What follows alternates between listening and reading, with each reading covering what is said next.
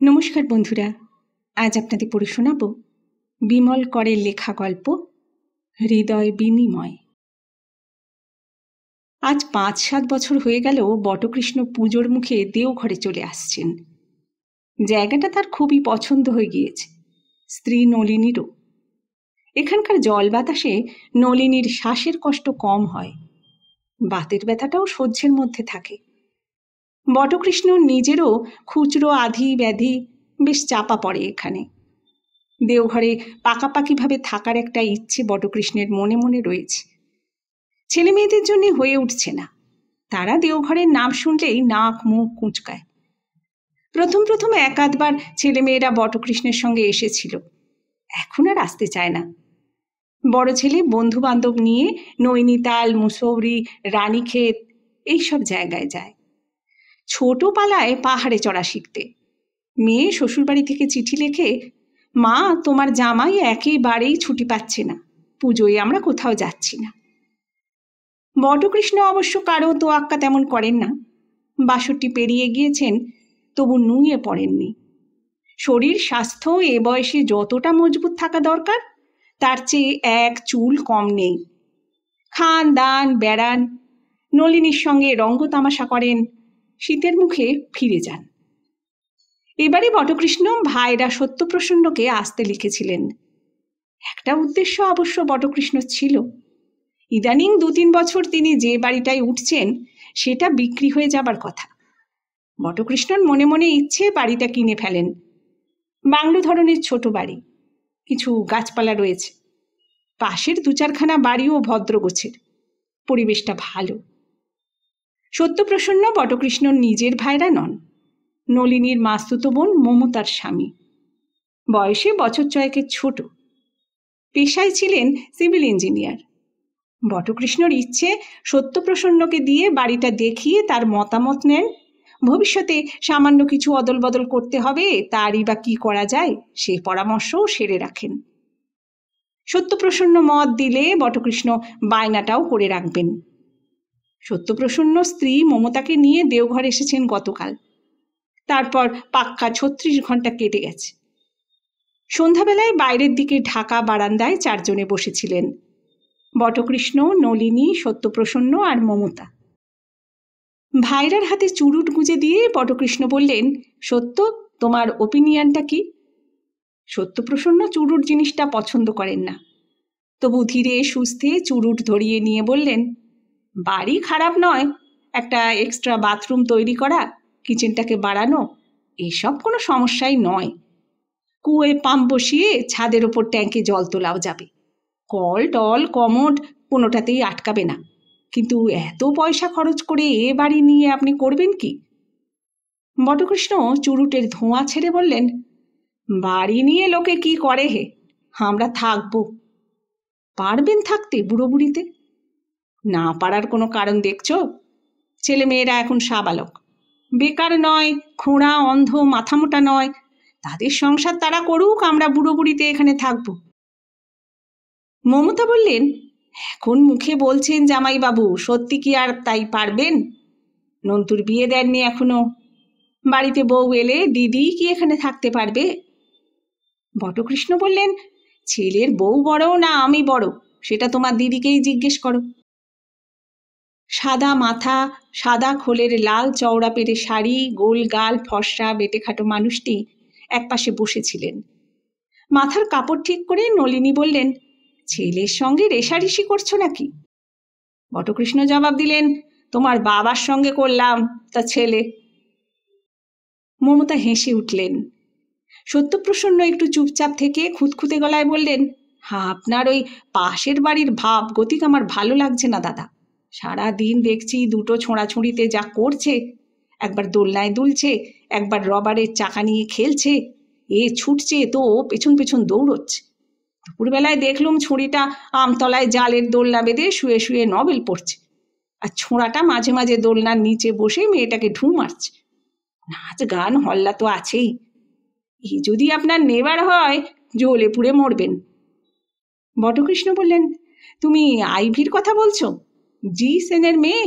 আরে ও তো আমার খুব পেট। ওই ছেলেটি হলো পঙ্কজ, ডাক্তারি পরীক্ষা দিয়ে বসে আছে, ভেরি ব্রাইট। আইভির সঙ্গে লভে পড়েছে, দুটোই মাঝে মাঝে আমাদের কাছে আসে, নলিনীকে না চায়। সত্যপ্রসন্ন কেমন থতমত খেয়ে গেলেন। ঢোক গিলে বললেন, আপনি কি বলছেন দাদা? একে লাভ বলে? ছাগলের মতন দুটোতে গুঁতোগুঁতি করছে। বটকৃষ্ণ নিবন্ধ চুরুটে অভ্যেস বসে টান দিয়ে বললেন, গুঁতোগুঁতি তো অনেক ভালো সত্য, তুমি ইঞ্জিনিয়ারিং বোঝো, কিন্তু ভগবানের এই কলকবজার কেরামতি কিছু বোঝো না।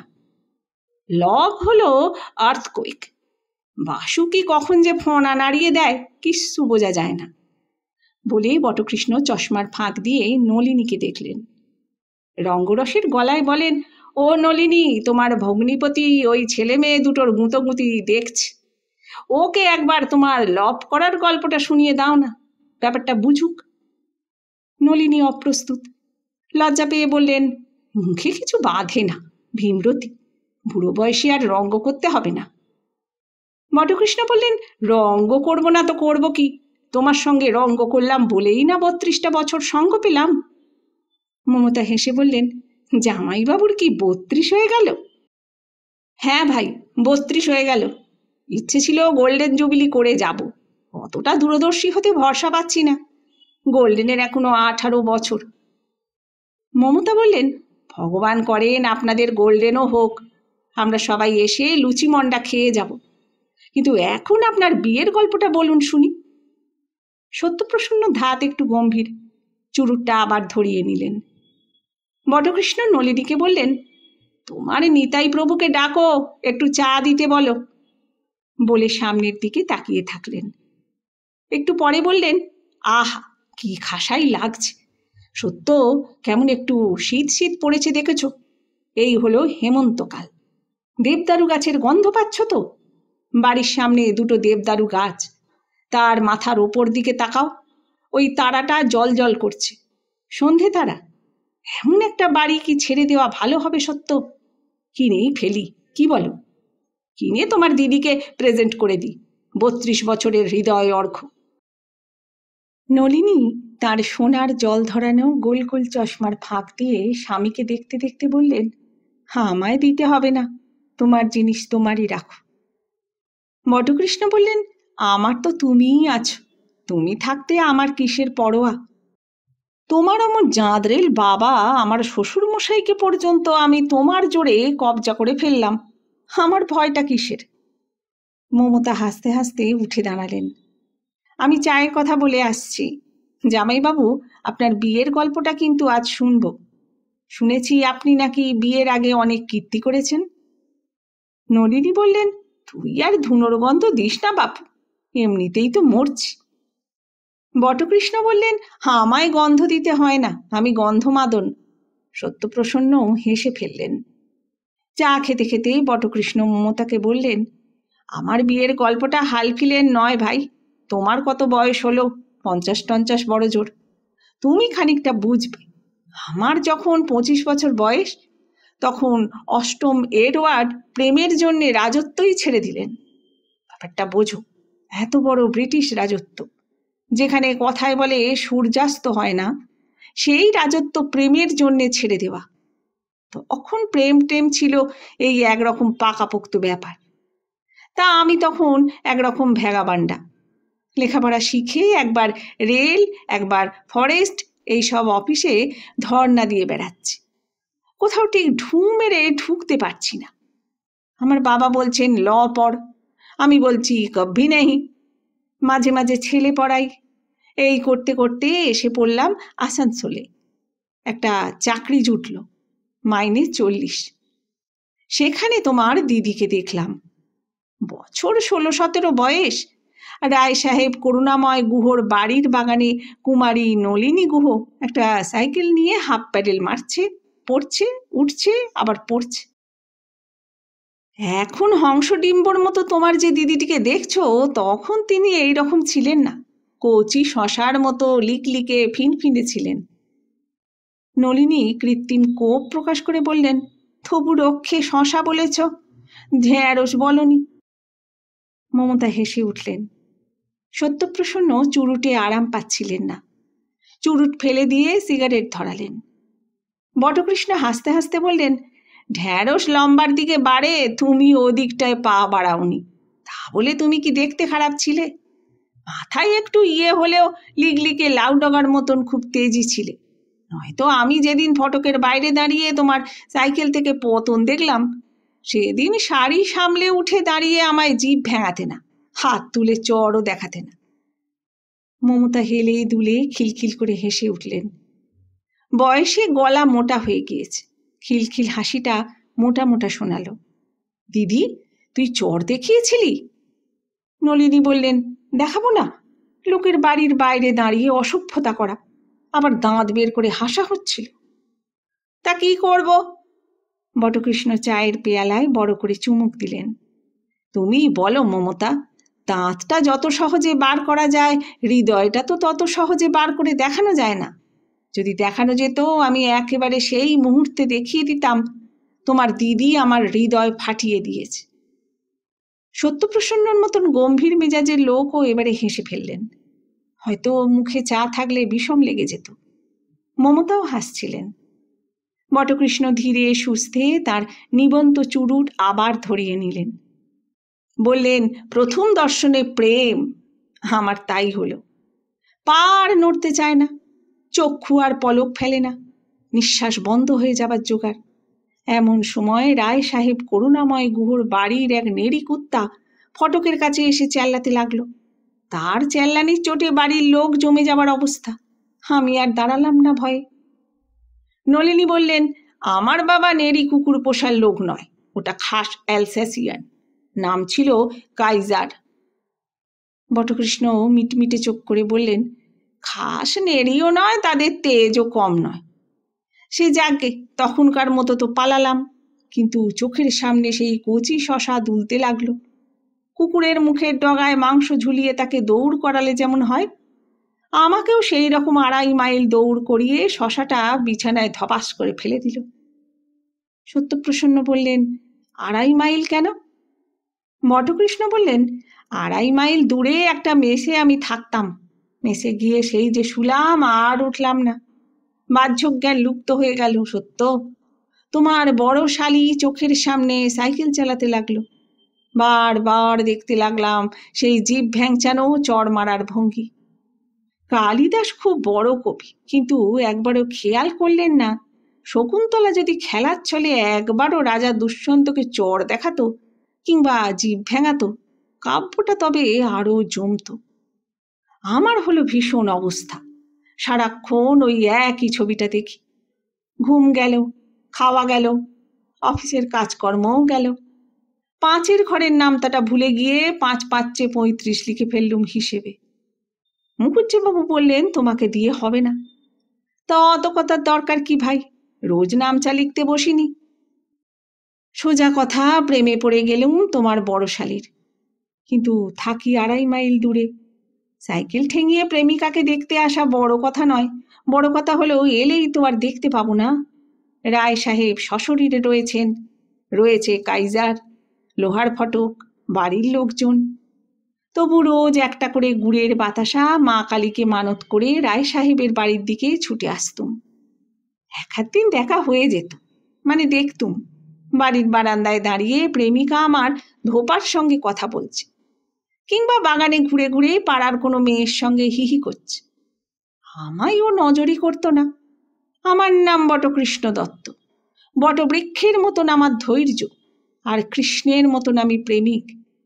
মন্ত্রের সাধন কিংবা শরীর পাতন করে লেগে থাকলুম আমি। শেষে একদিন কণ্ঠহার বলে একটা বায়োস্কোপ দেখতে গিয়ে চারিচক্ষুর মিলন এবং দুপক্ষেরই হাসি হাসি মুখ হলো। হাফ টাইমে বেরিয়ে স্যাট করে 2 ঠোঙা চিনেবাদাম কিনে ফেললাম। অন্ধকারে ফিরে আসার সময় একটা ঠোঙা কোলে ফেলে দিয়ে এলুম শ্রীমতীর। লাভের ফার্স্ট চ্যাপ্টার শুরু হলো। মমতা পায়ের তলায় চায়ের কাপ নামিয়ে রাখলেন।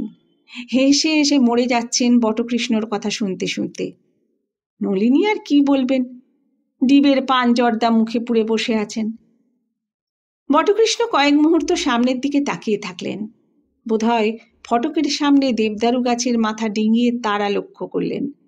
তারপর গলা পরিষ্কার করে স্ত্রী এবং শালির দিকে তাকিয়ে রঙের স্বরে বললেন, থিয়েটারে দেখেছ তো, ফার্স্ট অ্যাক্টের পর সেকেন্ড অ্যাক্ট তাড়াতাড়ি জমে যায়। আমাদেরও হলো তাই। নলিনী বিকেল 5টায় চুল বাঁধতে বাঁধতে বারান্দায় এসে দাঁড়াতো। কোনোদিন বাড়ির ছাদে দাঁড়িয়ে থাকতো, ফটকের সামনে এসে কুলফি মালাই ডাকত। আমি দুধদার দৌড়ে সময় মতো হাজির থাকতাম রাস্তার উল্টো দিকে। চোখে চোখে কথা হতো, হাসি ছোড়াছুড়ি করে হৃদয় বিনিময়। রায় সাহেবের বাড়ির কম্পাউন্ডে ঢোকার সাহস আমার ছিল না। নলিনীরও সাধ্য ছিল না আমায় ভেতরে ডাকে। আজকাল ছেলেমেয়েরা কত সহজ, ফ্রি। লাভারের হাত ধরে বাপের কাছে নিয়ে যায়, বলে আমার বন্ধু। বাবারাও আর রায় সাহেবের মতো হয় না। রায় সাহেব মানে আমার ভূতপূর্ব শ্বশুরমশাই। ভূতপূর্ব বলছি এই জন্য যে তিনি এখন বর্তমান নেই। সে যে কি জাঁদরেল মানুষ ছিলেন তোমরা জানো না। সেকেলে রেলের অফিসার, ফার্স্ট ওয়ারে নাকি লড়াইয়ে গিয়েছিলেন। বেঁটে চেহারা, রদ্দামারা ঘাড়, মাথার চুল কদম ছাঁট করা, তামাটে গায়ের রং, চোখ দুটো বাঘের মতো জ্বলত, গলার স্বর ছিল যেন বজ্র নিনাদ। নলিনী এবার ঝাপটা মেরে বললেন, আমার বাবার নিন্দে করো না বলছি। যে মানুষ স্বর্গে গিয়েছেন তাকে নিয়ে ঠাট্টা তামাশা। হাত মাথা নেড়ে বটকৃষ্ণ বললেন, নিন্দে কোথায় করছি, গুণগান গাইছি। আচ্ছা ভাই মমতা, তুমি ছেলেবেলায় এক আধবার তোমার মেসোমশাইকে দেখেছ তো? আমি যা বলছি তা কি মিথ্যে? রায় সাহেব করুণাময়কে দেখলে কি মনে হতো না গাদা বন্দুক তোমার দিকে তাক করে আছে? বাবারে বাবা, সে কি করা লোক, সাহেবী ডিসিপ্লিনে মানুষ, ফাজলামি করবে তার সঙ্গে। চাকরি থেকে রিটায়ার করার পরও বড় বড় রেলের অফিসাররা খানা পিনায় তাকে ডাকত। আমি যখনকার কথা বলছি তখন তিনি রিটায়ার করে গিয়েছেন, করে একটা ভাড়া করা বাড়ি নিয়ে থাকেন। প্রচণ্ড খাতির, লোকে ভয় পায় বাঘের মতন। বলতো কেঁদো বাঘ। সেই বাঘের বাড়িতে কোন সাহসে আমি ঢুকবো বলো? এদিকে আমার যে হৃদয় যায় যায় করছে। রোজ অম্বল চোঁয়া ঢেকুর, ঘুম হয় না, খাওয়ায় রুচি নেই, দুঃস্বপ্ন দেখছি রোজ। শেষে তোমাদের ওই দিদি নলিনী একদিন ইশারা করে আমায় বাড়ির পেছন দিকে যেতে বলল। বাধা দিয়ে নলিনী বললেন, মিথ্যে কথা বলো না, আমি তোমায় কিছু বলিনি। তুমি একদিন এক টুকরো কাগজে কি লিখে ছুঁড়ে দিয়ে পালিয়েছিলে। বটকৃষ্ণ বাধ্য ছেলের মতো অভিযোগটা মেনে নিয়ে বললেন, তা হতে পারে, একে বলে স্মৃতিভ্রংশ। বুড়ো হয়ে গিয়েছি তো। সুবিধে বুঝে একবার বুড়ো হচ্ছ আবার জোয়ান হচ্ছ, নলিনী বললেন। মমতা বললেন, তারপর কি হলো বলুন, বাড়ির পিছনে কি ছিল? বটকৃষ্ণ বললেন, রায় সাহেবের বাড়ির পিছন দিকে ছিল ভাঙা পাঁচিল, কিছু গাছপালা, বাতাবি লেবু, কুল, কলকে, ফুল এইসবে। খানিকটা ঝোপঝাড় ছিল। আর বাড়িওয়ালা সত্য সাঁইয়ের সে আমলের একটা ভাঙা লরি। লরির চাকা টাকা ছিল না, পাথর আর ইটের ওপর ভাঙা লরিটা বসানো ছিল। আমরা সেই ভাঙা লরির ড্রাইভারের সিটে আমাদের কুঞ্জবন বানিয়ে ফেললাম। তোমায় কি বলবো মমতা, যত রাজ্যের গিরগিটি, টিকটিকি, পোকা মাকড় জায়গাটায় রাজত্ব বানিয়ে ফেলেছিল। 2-4টে সাপ খোপো যে আশপাশে ঘোরাঘুরি না করতো তা নয়, কিন্তু প্রেম যখন গনগন করছে তখন কে ওসবের তোয়াক্কা রাখে? ভয় তো সব দিকেই ছিল। রায় সাহেব করুণাময় একবার যদি ধরতে পারেন, হান্টার চালিয়ে পিঠের চামড়া তুলে দেবেন, বিন্দু মাত্র করুণা করবেন না। তাছাড়া রয়েছেন নলিনীর বোন যামিনী, আর এক যন্ত্রণা। ওদিকে ছিল কালু, বাচ্চা হলে হবে কি, রাম বিচ্ছু। তার ওপর সেই নেড়ি কাইজার। রোজ 4-6 আনা ডগ বিস্কুট নিয়ে যেতাম পকেটে করে, তাতেও ভয় যেত না। বিস্কুট খেলেই কুকুর মানুষ হয় না, বিপদে পড়তে পারি ভেবে বান রুটির সঙ্গে আফিমের ডেলা মিশিয়ে পকেটে রাখতাম। সত্যপ্রসন্ন আবার একটা সিগারেট ধরালেন, বললেন, কুকুরকে আফিমে নেশা ধরালেন? এইরকম আগে শুনিনি তো কই। শুনবে কোথা থেকে হে? বটকৃষ্ণ বললেন, আমার মতো গাদা বন্দুকের নলের মুখে বসে কোন বেটা প্রেম করেছে? আমি করেছি, লরির মধ্যে বসে কাইজারকে ডগ বিস্কুট আর আফিম খাইয়ে। রাজ্যের পোকামাকড়দের কামড় খেতে খেতে পাক্কা 1 বছর। গরম গেল, বর্ষা গেল, বসন্ত গেল, প্রেমের রেলগাড়ি চলতেই লাগলো। যখন তখন উল্টে যাবার ভয়। তোমার নলিনী দিদির আজ এই রকম দেখছো, কিন্তু তখন যদি দেখতে, কি সাহস, কত বুদ্ধি, কত রকম ফন্দি ফিকির করে ছোট বোনকে হরদম কৃমি বিনাশক জোলাপ খাইয়ে ছোট ভাইকে 2-1 আনা পয়সা ঘুষ দিয়ে অভিসার করতে আসতো। মেয়ে ছেলে হয়ে টিকটিকিকে ভয় পায় না এমন দেখেছো কখনো? তোমার দিদি সে ভয়ও পেত না। আমরা দুজনেই লরির মধ্যে বসে ফিসফিস করে কথা বলতাম, হাতে হাত ধরে বসে থাকতাম, মান করতাম, মান ভাঙাতাম। বার কয়েক ধরা পড়তে পড়তে বেঁচে গিয়েছি। একবার তো রায় সাহেব হাতে নাতে ধরে ফেলতেন, শুধু তার চশমাটা চোখে ছিল না বলে বেঁচে গিয়েছিলাম। নলিনী মাথার কাপড়টা ঠিক করে নিলেন আবার, টিপ্পনি কেটে বললেন, যা সিধেল চোর, সারা গায়ে তেল মেখে আসতে, তোমায় কে ধরবে? মমতা একটু গুছিয়ে বসলেন। তার শরীর বেদম ভারী নয়, তবু বেতের চেয়ারটা শব্দ করে উঠল। বটকৃষ্ণ চুরুটটা আবার জ্বালিয়ে নিলেন। পাশের বাংলোয় আইভিরা গ্রামোফোন বাজাতে শুরু করেছে। বটকৃষ্ণ বললেন, নাটকের দ্বিতীয় অ্যাক্ট এইভাবে শেষ হয়ে গেল। ভাঙা লরিতে বসে কাইজারকে ডগ বিস্কুট আর মাঝে মাঝে আফিম রুটি খাইয়ে। এমন সময় মাথার উপর বজ্রাঘাত হলো। নলিনী বলল, রায় সাহেব কার মাটারে যে বাড়ি তৈরি করেছেন নতুন, সেখানে হাওয়া বদলাতে যাবেন, পুরো শীতটা থাকবেন, আর সেখানেই নাকি কে আসবে নলিনীকে দেখতে।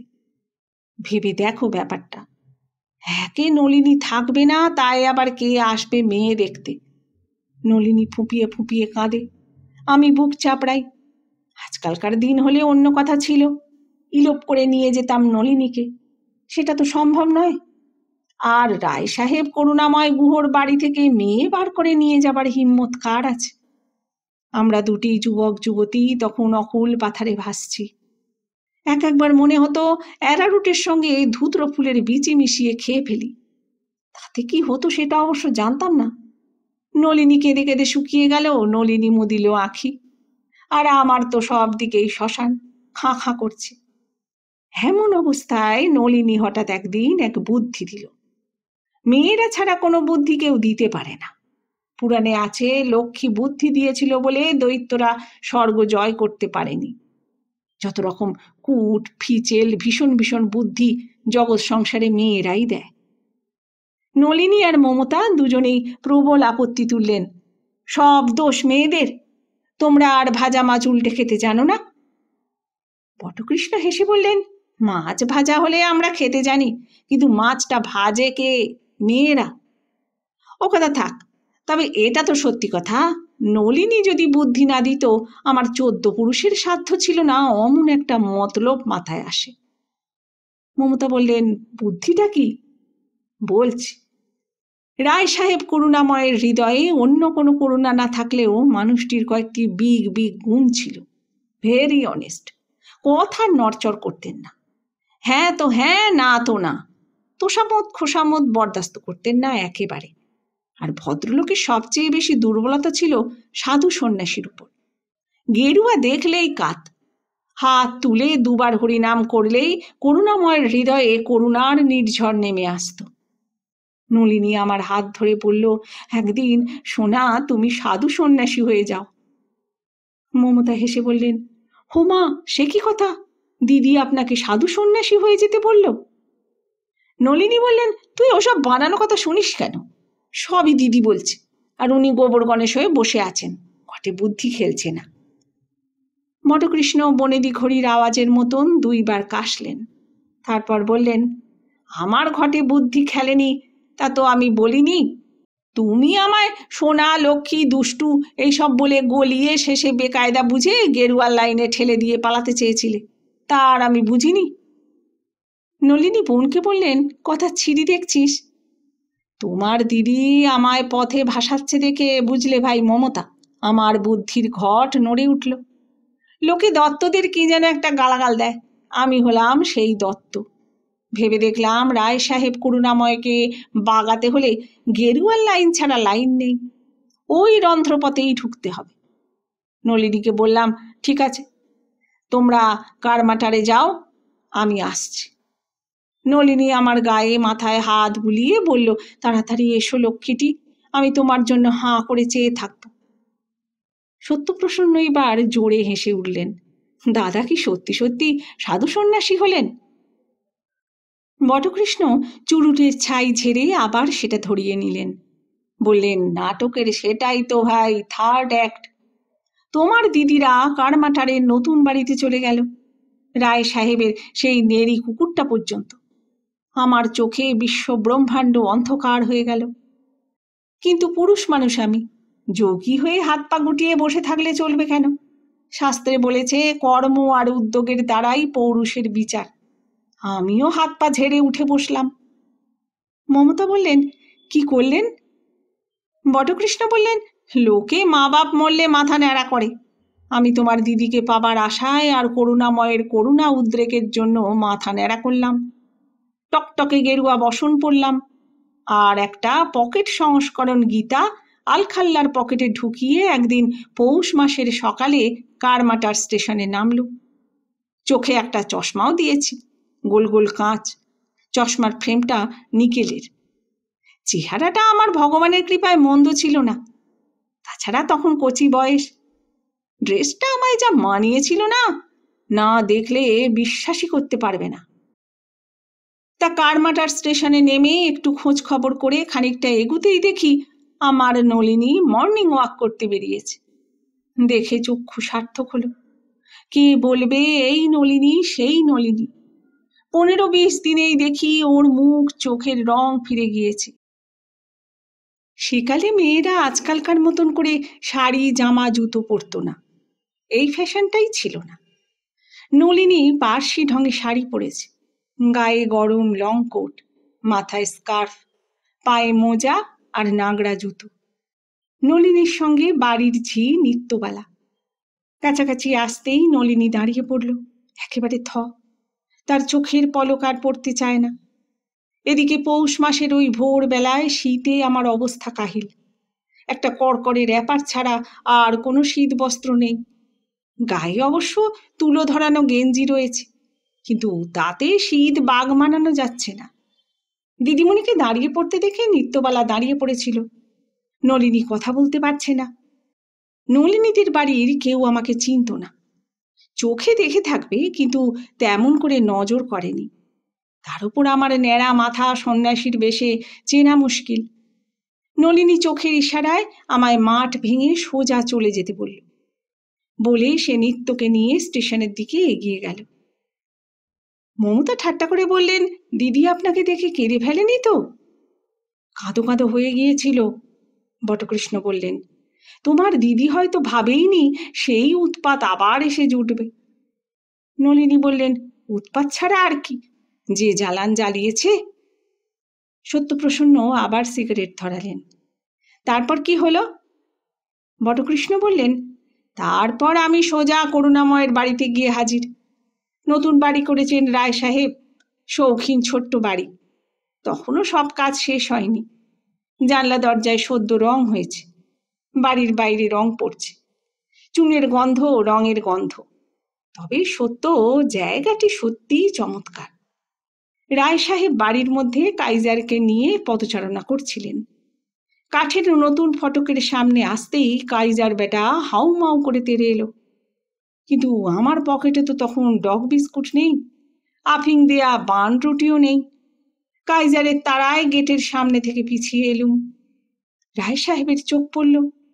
তিনি একটা ঢোল্লা পাজামা, গায়ে জব্বর ওভারকোট পরে গলায় মাফলার জড়িয়ে পায়চারি করছিলেন। আমায় দেখে এগিয়ে এলেন।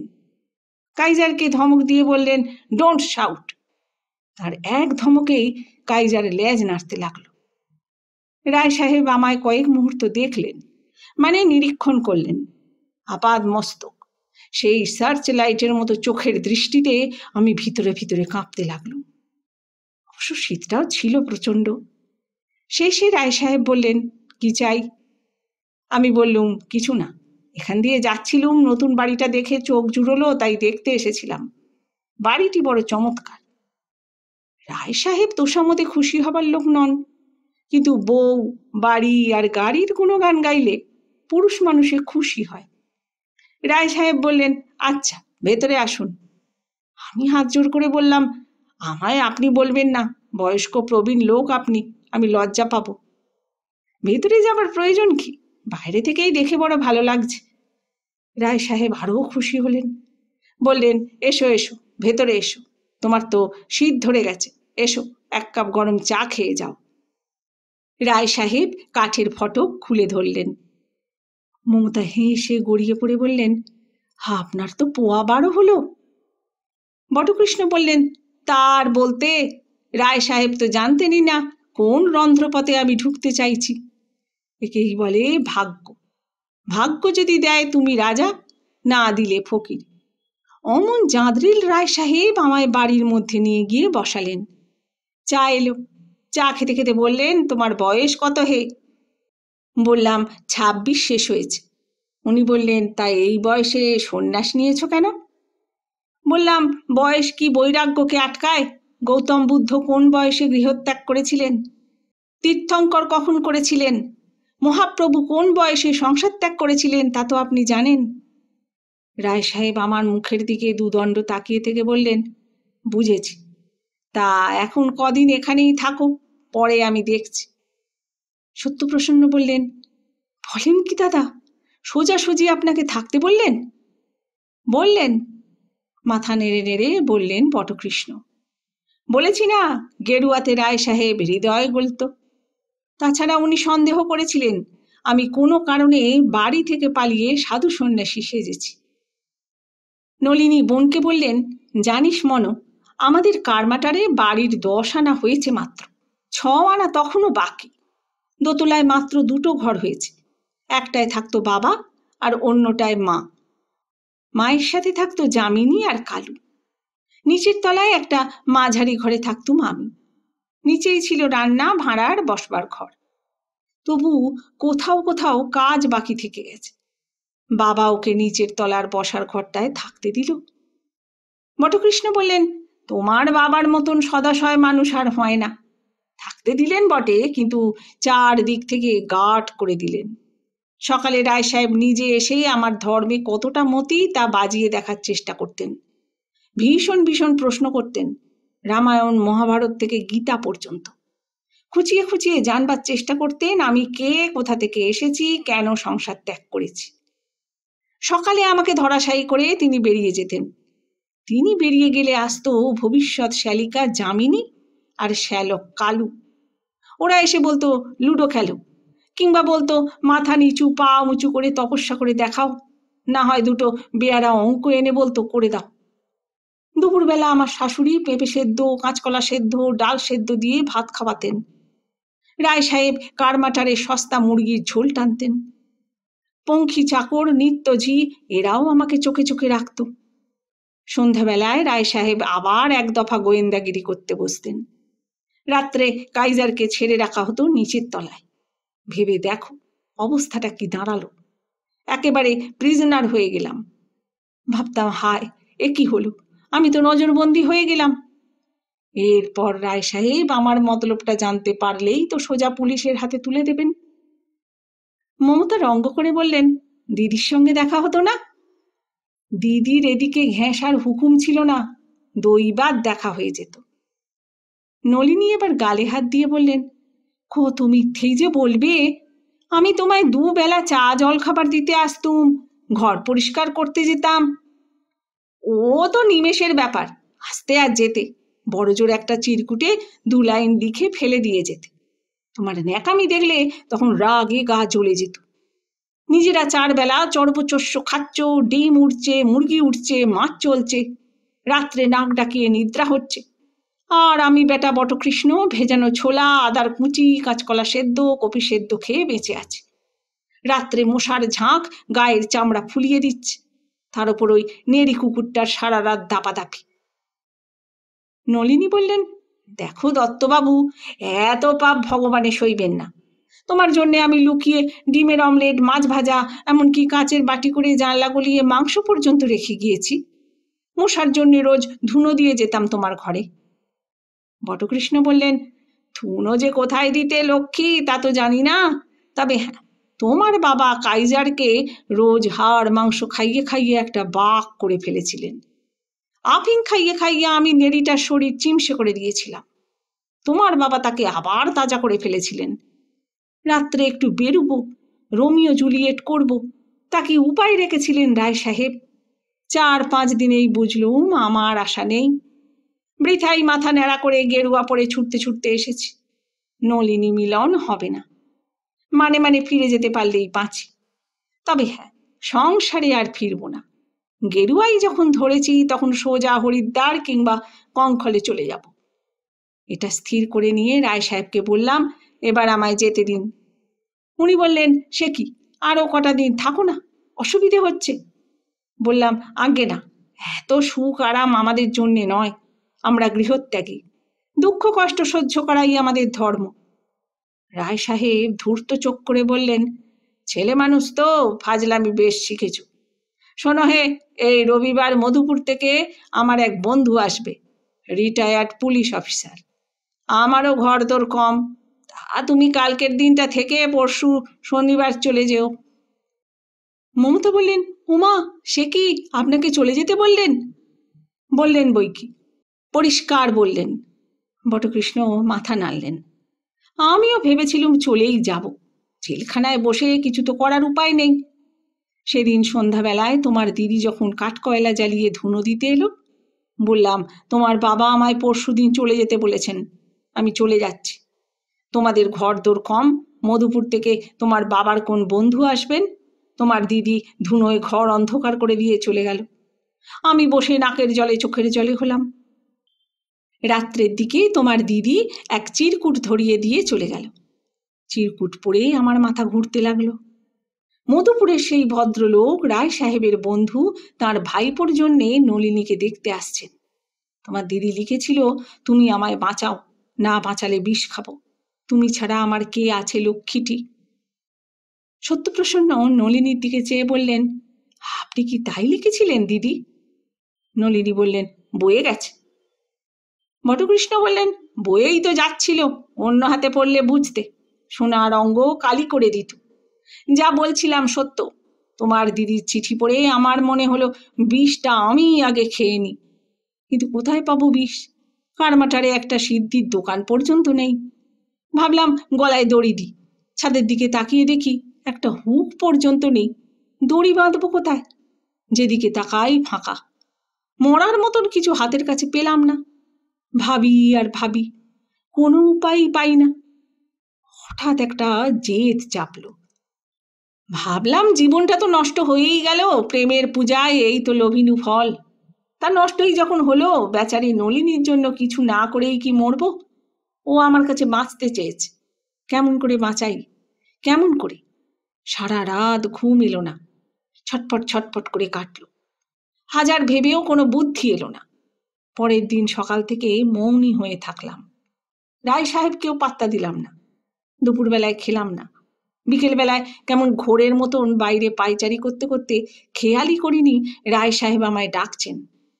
যখন খেয়াল হলো, রায় সাহেব তখন আমার মুখোমুখি দাঁড়িয়ে। উনি বললেন, কি হে, তুমি কি ঘুমিয়ে ঘুমিয়ে হাঁটো নাকি? বলতে যাচ্ছিলাম, আজ্ঞে না, কিন্তু হঠাৎ আমার এক মামার কথা মনে পড়ল। মামা স্লিপ ওয়াকারে ভোগে, ঘুমিয়ে ঘুমিয়ে হাঁটে, তবলা বাজায়, ক্যালকুলাসের অঙ্ক করে। বললাম, আজ্ঞে হ্যাঁ, আমার ওই রোগটা আছে, বংশানুক্রমিক। রায় সাহেব আঁতকে উঠে বললেন, সে কি, আগে তো বলনি? ও যে সর্বনেশে রোগ। আমার এক বন্ধু এই রোগে সেলুন থেকে লাফিয়ে পড়ে মারা গেল। এ তো ভালো কথা নয়। তুমি রাত্রে বাথরুমে বেরিও না, কাইজার ছাড়া থাকে, তোমার গলার টুঁটি কামড়ে ধরবে। না না, খুব খারাপ, ভেরি ডেঞ্জারাস। তোমার আগেই বাপু বলা উচিত ছিল। স্লিপ ওয়ার্কার্সদের আমি বড় ভয় পাই। রায় সাহেব কি যেন ভাবতে ভাবতে চলে গেলেন। আমিও হঠাৎ ব্রেন ওয়েভ পেয়ে ভাবতে ভাবতে ঘরে ফিরে এলাম। মমতা শুধলেন, মাথায় বুঝি কোনো বুদ্ধি এলো? বটকৃষ্ণ চুরুটটা ধরিয়ে নিলেন আবার। বললেন, হ্যাঁ, মাথায় বুদ্ধি এলো। ওই একটি মাত্র পথ ছাড়া আর কোনো পথ ছিল না। রাত্রে এক ফাঁকে তোমার দিদিকে অনেক কষ্টে ধরলাম। বললাম, সোনা আমার, তোমার শোবার ঘরের দরজাটা আজ একটু খুলে রেখো। শুনে তোমার দিদি আমায় মারতে ওঠে আর কি। অনেক করে বোঝালাম, বললাম তোমার বাবা কত বড় বাঘা ওল আমি দেখব, আমিও সেই রকম তেঁতুল। অধৈর্য হয়ে মমতা বললেন, তারপর কি করলেন বলুন। বটকৃষ্ণ বললেন, সেদিন রাত্রে রায় সাহেব কাইজারকে দোতলায় নিয়ে গিয়ে বেঁধে রাখলেন। তোমার দিদি শুতো নিচে, তার ঘরে থাকতো নিত্যঝি। নিত্য বড় ঘুম কাতুরে, ভূতটুতের বড় ভয়। সেদিন নিত্য ঘুমিয়ে পড়ার পর নলিনী ঘরের ভিতর থেকে ছিটকিনিটা খুলে রাখল। ভোর রাতের দিকে আমি স্লিপ ওয়াকিং করতে করতে তোমার দিদির ঘরে গিয়ে হাজির। নিত্যজি ভোরবেলায় উঠত, ঘুম থেকে উঠে চোখ কচলাতে কচলাতে বিছানার দিকে তাকাতেই দেখল আমি শটান বিছানায় শুয়ে আছি। নলিনী জানালার কাছে দাঁড়িয়ে ঠকঠক করে কাঁপছে। নিত্য হাউমাউ করে চেঁচাতে লাগলো। তার চেঁচানির চোটে কাইজার চেন ছিঁড়ে বাঘের মতো নিচে নেমে এলো। পায়জামার দড়ি আঁটতে আঁটতে রায় সাহেব নিচে নেমে এলেন। আমার হবু শাশুড়ি ঠাকুরনো, পঙ্খী চাকরও হাজির। আমি সমস্তই বুঝতে পারছি, কিন্তু নড়ছি না, মরার মতন শুয়ে আছি। কানে এলো রায় সাহেব ঘরের মধ্যে বোমা ফাটানোর গলায় বললেন, ঘরের দরজা কে খুলেছিল? কে? নলিনী কাঁপতে কাঁপতে কাঁদতে কাঁদতে বলল, নিত্যদি। কল ঘরে গিয়ে ফিরে এসে নিশ্চয়ই দরজা বন্ধ করতে ভুলে গিয়েছিল। নিত্য বলল, না বাবা ঠাকুর, আমি নই। শাশুড়ি ধমক দিয়ে বললেন, চুপ কর তুই, তোর ঘুম আমি জানি না, সব কটাকে বাড়ি থেকে তাড়াবো।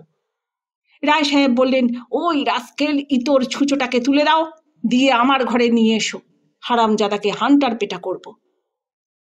সত্যপ্রসন্ন প্যাকেট খুলে দেখলেন আর সিগারেট নেই। মমতা হাসির দমক তুলে দিদির হাত টিপে ধরলেন। বটকৃষ্ণ বললেন, খানিকটা পরে আমি রায় সাহেবের ঘরে গিয়ে দাঁড়ালুম। ঘরে আমার হবু শাশুড়ি ছাড়া আর কেউ ছিল না। রায় সাহেব সার্কাসের রিং মাস্টারের মতন বসেছিলেন হান্টার হাতে। একপাশে গিন্নি, অন্যদিকে তার কাইজার। রায় সাহেব আমায় দেখেই তোপ ডাকলেন, বদমাস, স্ক্রাউন্ড্রেল, পাজি, তোর কোথাকার! তুমি কোন মতলবে বাড়ির মেয়েদের ঘরে ঢুকেছিলে? সত্যি কথা বলো, নয়তো চাপকে পিঠে ছাল তুলে দেব। ভয়ে আমার বুক কাঁপছিল, কিন্তু এই শেষ সময় ভয় করলে তো চলবে না। মা কালীকে মনে মনে ডেকে ন্যাকার মতো বললুম, আপনি কি বলছেন? আমি বুঝতে পারছি না, আমি সাত্ত্বিক সন্ন্যাসী মানুষ, আমি কেন বাড়ির মেয়েদের ঘরে ঢুকতে যাব? ছি ছি বলে কানে আঙুল দিলাম। রায় সাহেব হান্টারটা শোঁ করে ঘুরিয়ে মেজের ওপর আছড়ে মারলেন। তুমি সাত্ত্বিক, তুমি সন্ন্যাসী, তুমি জোচ্চোর, ধাপ্পাবাজ, লম্পট, আমি তোমায় পুলিশে দেব। আমি হাত জোর করে বললুম, আপনি বৃথা উত্তেজিত হচ্ছেন। তোমায় আমার খুন করতে ইচ্ছা করছে? আমি কিন্তু নির্দোষ, আমার কোনো অপরাধ নেই। তুমি নলিনীর ঘরে কেমন করে গেলে? আগে আমি জানি না। জানো না? বদমাস! সত্যিই জানি না, বোধহয় ঘুমের ঘরে চলে গিয়েছি। আপনি তো জানেন আমার স্লিপ ওয়াকিং রোগ আছে, ঘুমের ঘরে কি করি জানি না। রায় সাহেব হান্টার তুলে আঁচড়াতে গিয়েও থেমে গেলেন। রায়গিন্নি বললেন, ঝি চাকর সবাই তো দেখলো, জানলো। তোমার কি রোগ আছে বাছা আমি জানি না, কিন্তু এ কথা যদি বাইরে রটে তবে যে কেলেঙ্কারি হবে। লজ্জায় আমার মরে যেতে ইচ্ছে করছে। কাল মধুপুর থেকে কর্তার বন্ধুর আসার কথা। রায় সাহেব কি ভেবে আমায় আদেশ দিলেন, এখন নিচে যাও, পরে আমি যা করার করব। আমি নিচে নেমে আসার সময় দেখি নলিনী পাশের ঘরে কাঁদছে। ঘণ্টাখানেক পরে রায় সাহেবের কাছ থেকে স্লিপ এলো। পঙ্খী নিয়ে এসে দিল আমায়। রায় সাহেব নিজে আর রাগে লজ্জায় ক্ষোভে নিচে নামেননি। স্লিপে ছিল, তুমি আমার মান মর্যাদা সম্মান ডুবিয়েছ, নলিনীকে তোমায় বিয়ে করতে হবে, সন্ন্যাসীগিরি চলবে না, বিয়ে না করলে পুলিশে দেব। বটকৃষ্ণ তার গল্প শেষ করে হা হা করে হাসতে লাগলেন। বললেন, শ্বশুরমশাই পরে অবশ্য বুঝেছিলেন তিনি একটি রত্ন পেয়েছেন। আমিও অবশ্য বড় রত্ন পেয়েছি ভাই, বলে বটকৃষ্ণ চোখের ইশারায় নলিনীকে দেখালেন।